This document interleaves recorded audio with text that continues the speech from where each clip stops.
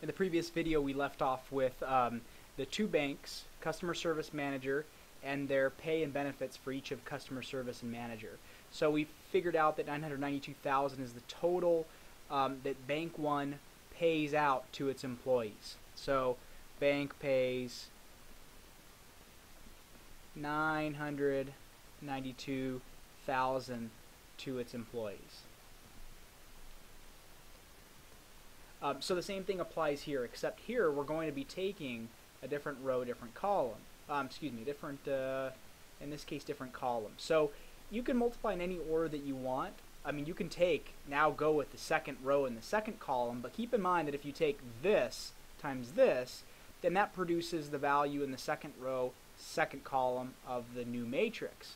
So to keep things flowing from left to right, the next step would be to take this guy here, because that will give us first row, second column. So 3 times 15 is 45. 3 times 13 is, 39.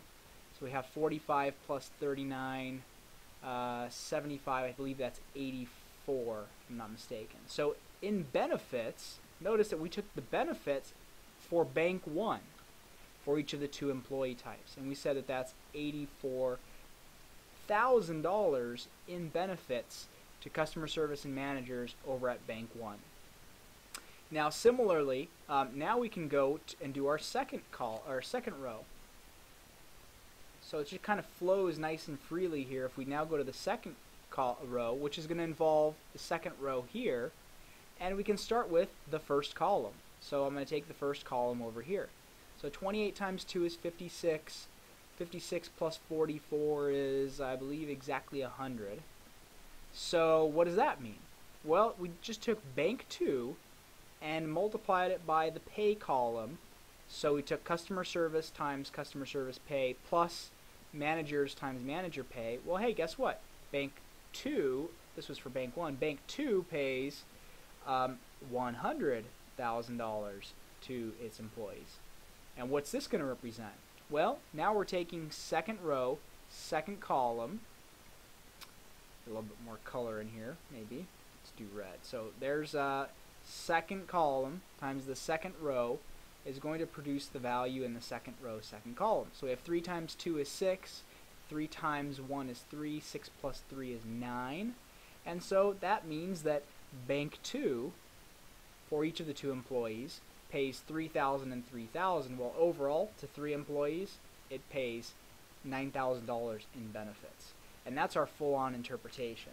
Now, we can easily do this multiplication in our calculator, and I'm just going to change matrix A to be a 2 by 2. Remember, order does matter here. If we switch these two, suddenly we're not multiplying the same thing anymore. If you think about it, you switch this, move it over here, well, now you're going to be taking Bank 1, Bank 2 times pay and benefits for customer service, which doesn't make sense. So let's do 15, 13, 2, and 1.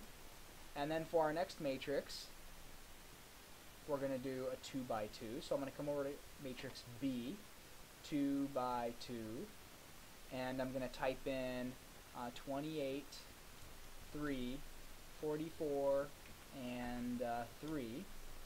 I'm going to exit out of here.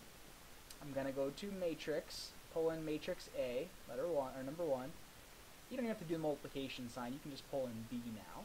So pull in B from the names column, and you get, lo and behold, 992, 84, 109, which matches the same thing that we have here. So the rule of thumb is if whatever your rows are here and whatever your columns are here, that's going to be the rows and columns of your resulting matrix. But you have to make sure that not only do the inner dimensions match, but that those inner dimensions, or those inner elements, are measuring the same thing.